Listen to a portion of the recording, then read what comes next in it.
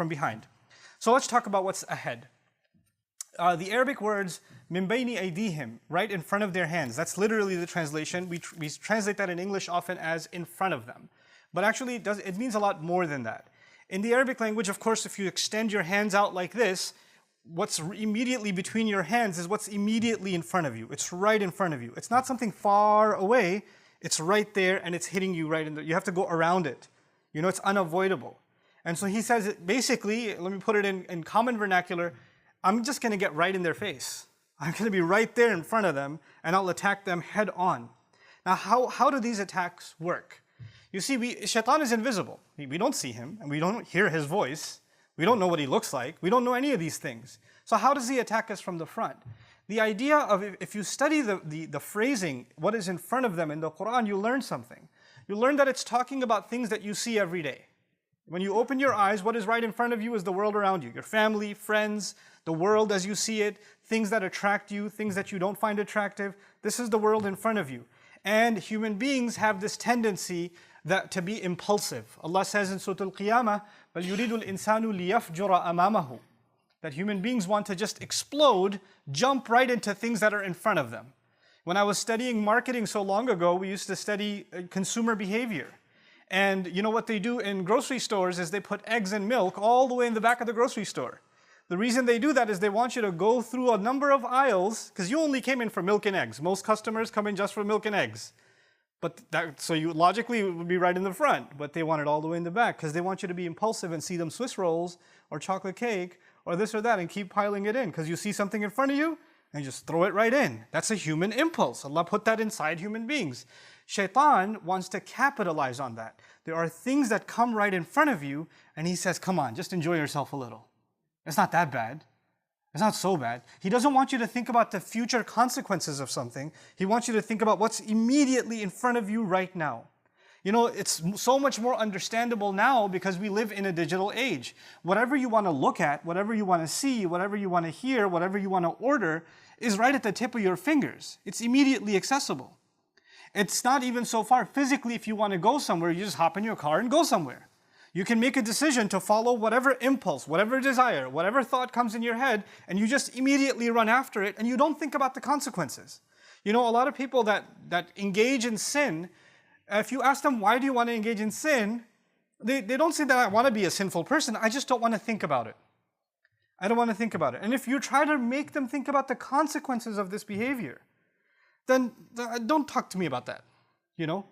I've often spoken to you about doctors that I know that work in the emergency room and the kinds of things they see on Friday night. People just want to get away from their troubles, knock down a couple of drinks, and then the kinds of horrendous things you see in the emergency room, so much of it related to alcohol, so much of it related to overconsumption. Why?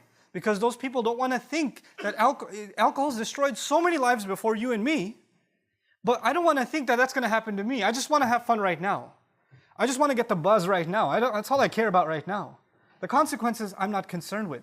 This is the first thing Shaitan wants. What is right in front of you, he'll attack you by making you not think about the consequences of things. The other meaning of what is right in front of us is material things. In other words, he wants us to be obsessed with things that we can see. You're just thinking about this car constantly, constantly, constantly. You're thinking about your appearance, checking yourself out in the mirror. That's all you're always thinking about is how do I look? How do I look? How do I look? How much do I weigh? Or, you know, am I dressed better than this one or that one? You know, you're constantly just obsessed with material, appearance, goods, products, people obsessed with the kinds of brands that they're going to wear, what they're going to show off to somebody, obsessed with the idea, oh man, I'm living in an apartment, I'd have to get a house. It's so embarrassing, I live in an apartment, I have to, by whatever means, I got to get into a house because that's what's in front of me. You drive by a nice neighborhood where you see the houses and the car just automatically slows down and you just kind of, you know, your mind goes in your head, you're already living in there, you know. And he wants you to be obsessed with that. Now, wanting those things in and of itself isn't bad. And that, before I continue, is an important part of this khutbah. Please pay attention to this. In Surah An-Nas, Allah told us about the devil, الَّذِي يُوَسْوِسُ فِي صُدُورِ النَّاسِ, that he whispers, it's translated, he whispers into the chests of people. He whispers into the chests of people. The thing about the word chest in the Arabic language is that it's actually used also for emotions. Like Allah says, وَيَشْفِي صُدُورَ قَوْمٍ مُؤْمِنِينَ, to heal the chest of a believing people. What that means is, when Allah uses the word chest, He's actually also referring to our emotions. Our feeling. Anger is part of the chest. Fear is part of the chest. Love is part of the chest. Greed is part of the chest. All of those feelings that you and I experience every day. When we're attracted to something beautiful, that's in our chest. When we're turned away from something ugly, that's in our chest. Laziness is in our chest. Enthusiasm is in our chest. When Allah says He whispers into the chest, what it also means is He takes all of those emotions that Allah gave me and Allah gave you, and they're normal emotions.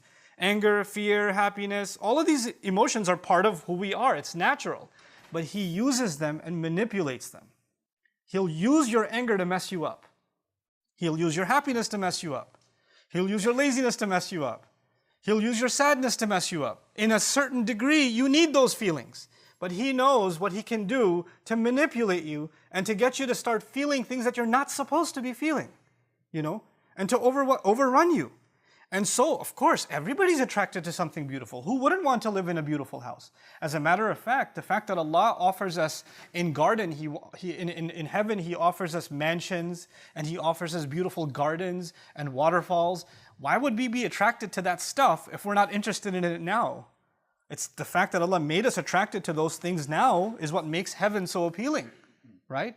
So those things that are beautiful, us attracted to them is natural. What does Shaitan want to do? He wants to take that feeling out of balance. I will do anything I can to get it. I don't care about the consequences. It's in front of me. I want it right now. Let me give you an analogy to help you understand this as opposed to what Allah is offering. If somebody came to you and made you an offer. Look, I have a house. Here's a picture. Beautiful mansion. It's the most beautiful house, and it's in front of the beach, and it's on top of a cliff. It's got this gorgeous view. It's exactly the kind of interior you wanted, exactly the kind of exterior you wanted. Everything you ever wanted is there in that house. And he says, this house is worth a few million, but I'm willing to sell it to you for $200. First of all, you won't believe it. There's no way you're going to sell me that for $200. But then he furthers the offer. He says, listen, it's guaranteed. I'm giving it to you for $200, but the only thing is, you can have it after 15 years. You can't have it right now. So I need the $200 now, but you can have it after 15 years. Okay? There's no way you'd take that deal. It's a scam. But basically, that's what Allah is offering. He says, here's heaven. Doesn't take much to get in it. I'm not asking for a lot, but you can't go now. You can't go now. And the devil comes along and says, look, I'm not giving you a mansion in heaven. I'll give you much less. But the thing is, I'll give it to you right now. It's cheap. Just do it right now. It's much easier. You don't have to pay anything to me. And he'll just make the immediate cash offer. Those of you that are in business, when somebody comes to you and says, hey, I want to buy your product, but I'll make the payment next month. Somebody else comes to you and says, I want to buy your product, but I'll pay you cash. Right now, give me 10% discount. You'll take the cash? Because I don't want to wait for another month. Human beings, تُحِبُّونَ الْعَاجِلَةِ. We want things that come quickly. Shaitan capitalizes on that. He excites your feelings and says, why do you have to wait? Why do you have to be patient? Why can't you have what you want right now? Don't you want to be happy? He comes at you right in front of you and you can't see anything but what you desire, what you want. And it blinds you to the point where you just don't want to think about what's going to happen afterwards, what damage it will do to others, what damage it will do to yourself. You're just completely led on by him. That's actually one of the great attacks of Shaitan from the front, from right in front. He glazes your eyes over. And then Allah Azza wa Jal describes, about min bayni aydihim is about the future. If something is right in front of you, like for example, when you're driving on the road and you get stuck in traffic and there's a truck right in front of you, you don't know how bad the traffic is. You can't even look around it because it's so big. Your view is completely blocked. When something is in front of you, you can't look ahead. That's one of the things Shaitan wants. What is actually ahead of you and me is meeting with Allah. It's unavoidable. You and I, كَادِحٌ إِلَىٰ رَبِّكَ كَدْحًا فَمُلَاقِيهِ. We are marching towards your master. You and I are marching towards him. It's like even if you're standing there, you're on a conveyor belt that's heading towards Allah. Whether you like it or not, whether you want to accept that or not, we're all heading that way with every breath that we take. And that meeting is unavoidable. But he doesn't want you to see that. He doesn't want you to see, and He doesn't want me to see, that with every passing day, we are now closer to meeting Allah than we were yesterday. And then tomorrow we're even closer. And then tomorrow we're even closer. All He wants you to think about when it comes to the future is not meeting with Allah, but meeting with your friends. Meeting with some vacation. Meeting up with some good times. What's going to happen this weekend? What are we doing next weekend? He wants you to think about the future with what's right in front of you, but not the long term. Not the long term. And even people, then they start thinking long term, like, yeah, I'm thinking long term. I'm thinking about home ownership, or I'm thinking about where I'm going to move, or I'm thinking about my future education. That's long term thinking. But actually, Allah wants you to have even longer term thinking when you and I are going to stand in front of Him. And when you do that, just like when you have a plan, if a young man among you or young woman among you is going to the university and you plan to graduate in 2 years, then you're going to seriously think about which courses you're going to take this semester, which ones are you going to take next semester, how many credits do you have, can you slack off, can you do this, how much time you plan everything out. Because if you want to get to that destination, you need a plan. You need to stay on target. And if you're falling off, then you have to do extra to make up for it. But if you have no vision in front of you, and you have students like that, they go to university, they don't care about graduating. They're super seniors. They're in school for 10 years, they're still taking courses.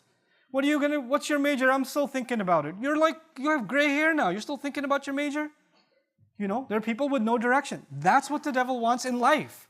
He wants you to have no direction. There is no goal in front of you. And that goal that Allah set in front of us is meeting with Him.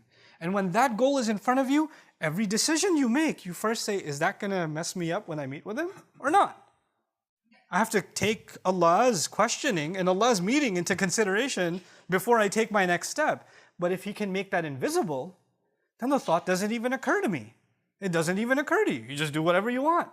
The thought about Allah is gone because He attacked you from the front, blinding your view of what is actually coming ahead of us. What is also ahead of us is our anxiety and our fear. You know, Shaitan wants that you worry about the future. That you just keep worrying. What's my son going to do? Is he going to rebel? What's my daughter going to do? What's my husband going to do? What's my wife going to do? And you keep worrying about other people and what they're going to do and how they're going to feel.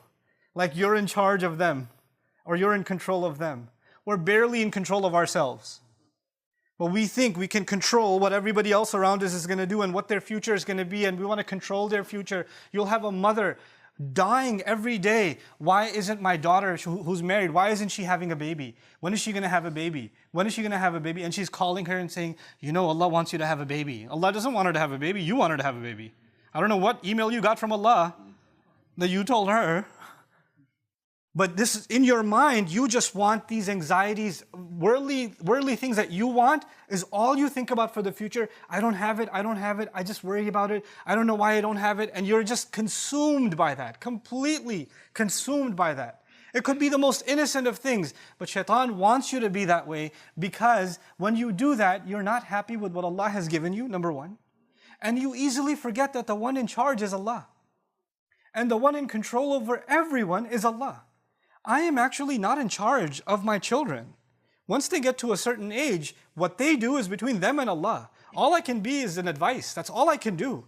But their decisions are going to be theirs. If our Messenger ﷺ can turn to his daughter and say, Ya Fatima bint Muhammad, ittaqillah fa inni la amliku laki min Allahi shay'a. Fatima, daughter of Muhammad, be mindful of God yourself because I won't have any control when it comes to standing in front of Allah. I won't be able to help you. That's what he tells his own daughter. So how do you and I think we have control over others, even within our family? He wants us to think we're in charge, and and that's actually something only Allah has the right to. But He consumes our minds with it, and of course, when you try to control people, it backfires. It never works. You can never control people. You can't control people. And when you can't control people, you get even more anxious and you get negative constantly. And when you become negative constantly, it's impossible for you to be grateful. Look at how the ayah is going to end. وَلَا تَجِدُ أَكْثَرَهُمْ شَاكِرِينَ. You're not going to find most of them grateful because they're going to be negative all the time. They're going to be anxious about the future all the time. What's going to happen to my job? What's going to happen with my money? Where's this going to come from? Where's that going to come from? What's going to happen to the health? What's going to happen to the kids? What's going to happen to this or that or the other? What if they find out? What if this happens? What if this one says this? What if that one does that? And you're just so overwhelmed by these petty things that you forget that Allah controls the future. That Allah owns it, not you, not me. And the fact that we had even a good, peaceful day, one moment, was not because we earned it or we planned it or we controlled it. It's Allah who gives relief. Every single day, that's Allah who gives relief. The fact that our bodies are still functioning and we're sitting here in the Friday prayer is Allah giving us relief, Allah giving us ability. And we forget that and we think that we have to figure all the future out. We have to control all the outcomes. And that's one of the things Shaitan wants, is to make you confused about thinking that you have something to do with the future.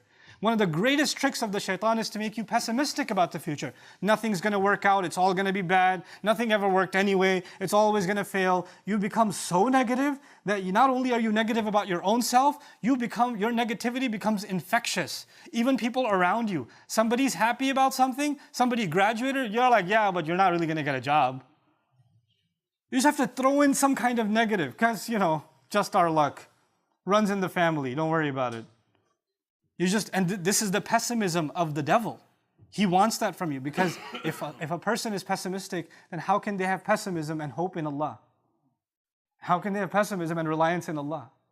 Then with what heart are they making dua to Allah? If they've already accepted defeat inside, then nothing's going to work out. Then they have no expectation from Allah. Then they're the most essential relationship we have with Allah, which is that of asking Him, having hope in Him. You cut that off. You're hopeless. And what is Shaitan by definition? He's hopeless. By definition, he's hopeless. And he wants you to become hopeless. These are his attacks from the front. He also wants you to become, human beings are meant to be goal-driven. This is, again, attacks from the front. We're taking a lot of time. Even though if I don't cover the attacks from behind, that's okay. I want to take my time with this because I want us to understand how he gets to us, right? So, human beings are meant to be goal-driven. Like, people do pay thousands of dollars to attend seminars to self-help, Tony Robbins type stuff, right?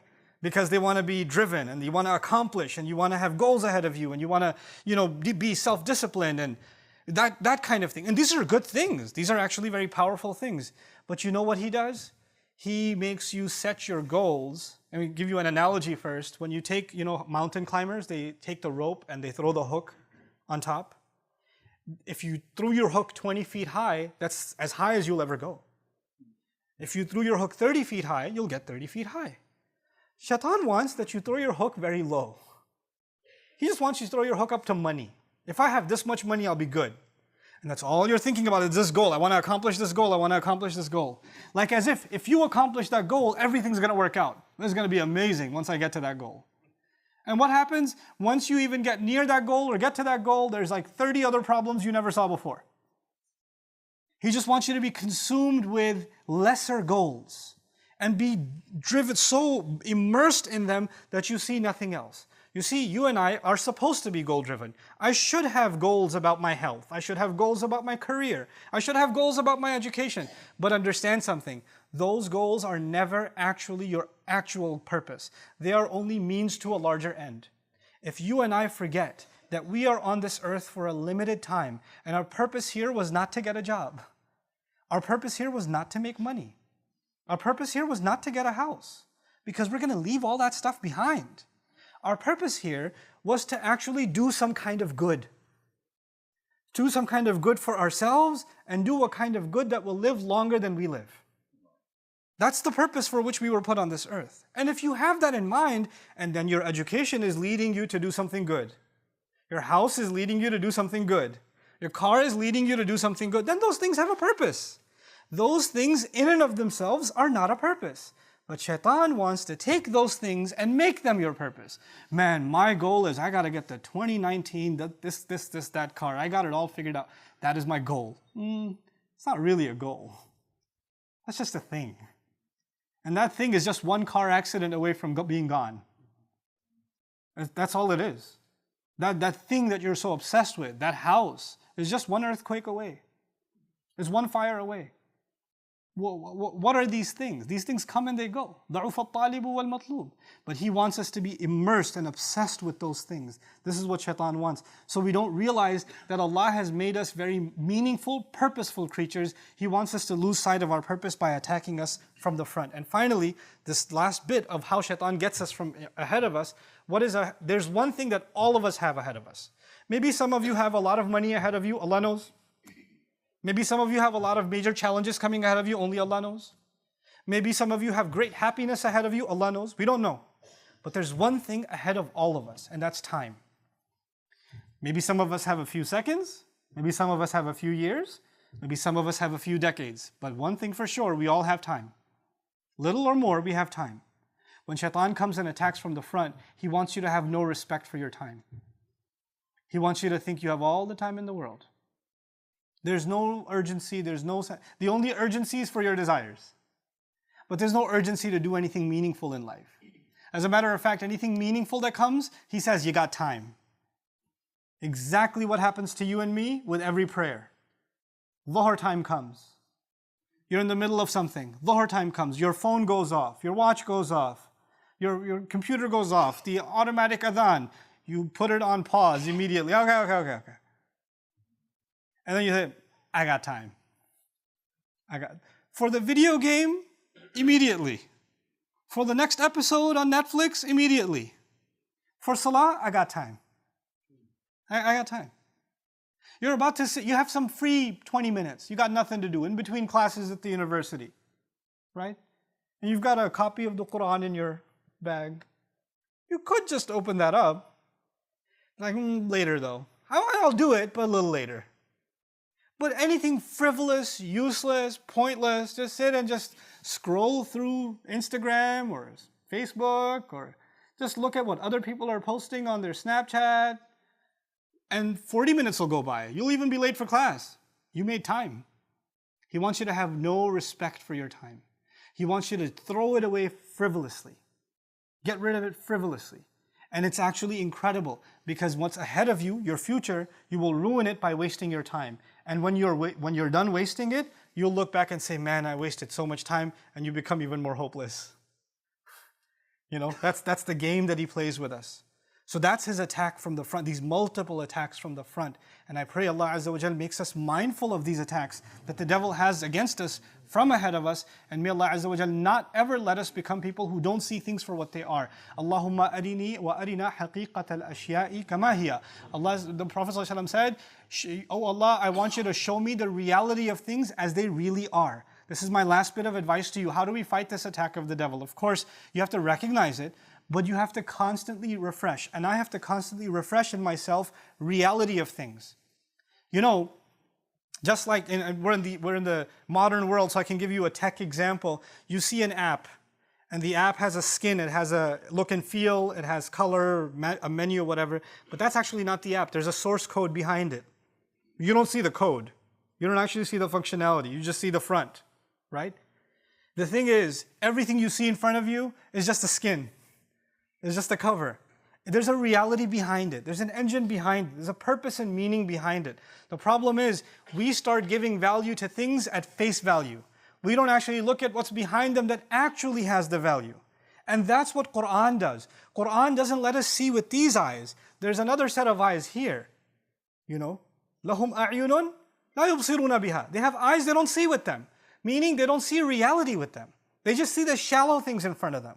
There's an eye we have to develop for what really is, what really has meaning, what really has purpose. And when that happens, the way you spend your time, the way you think about things, the way I value things, the way I prioritize things, all of that starts changing, you know? Because at the end of the day, this entire life that we have left, these few breaths that we have left until we go and meet with Allah, all of it will boil down to one thing. يُنَبَّأُ الْإِنسَانُ يَوْمَئِذٍ بِمَا قَدَّمَ وَأَخَّرَ. The human being will be informed on that day, what did you make priority and what did you make secondary? That's all it boils down to. Every single choice you and I make. What was a priority? What could wait? What was a priority? What's less important? That's all it is. And that's all shaitan wants to mess up what's coming ahead of us. He'll make us think about the wrong priorities. And he'll make us put aside what is actually important. May Allah Azza wa Jal make us of those who put the priorities in the right place and don't allow the whispers of shaitan to dissuade us from our purpose. Barakallahu li wa lakum fil Qur'an.